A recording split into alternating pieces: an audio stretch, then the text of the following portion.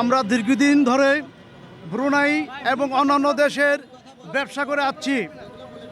আমরা রিক্রুটিং এজেন্সির মালিকরাই দেশের সর্বোচ্চ রেমিটেন্স ভূমিকা পালন করে আসছি। হঠাৎ করে আমাদেরকে ব্রুনাই ব্যবসা থেকে বঞ্চিত করে দিচ্ছেন বয়সেল নামক প্রতিষ্ঠান। আমার কথা, আমরাই একমাত্র ব্রুনাই বিজনেসম্যান শুরু করেছি। আমাদের দ্বারা ব্রুনাই ব্যবসা এই পর্যন্ত এগিয়ে আছে।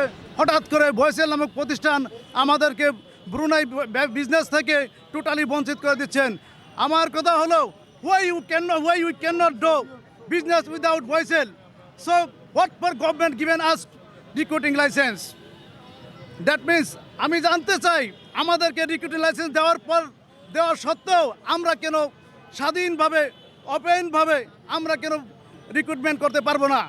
এমনও আমি দেখতেছি লাইসেন্স রিনিউ করতে গেলে তারা চাচ্ছে মিনিমাম 200 রিক্রুটমেন্ট করতে হবে। 200 রিক্রুটমেন্ট না হলে লাইসেন্স রিনিউয়াল হবে না।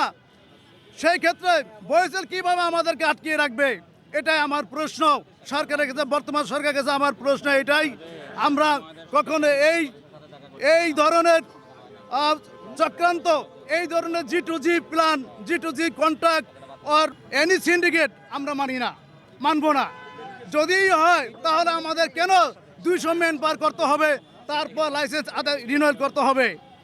আমি চাই সকল রিক্রুটেন্সের মালিক, নট অনলি ব্রুনাই, সকল দেশে কাজ করবে ওপেনভাবে।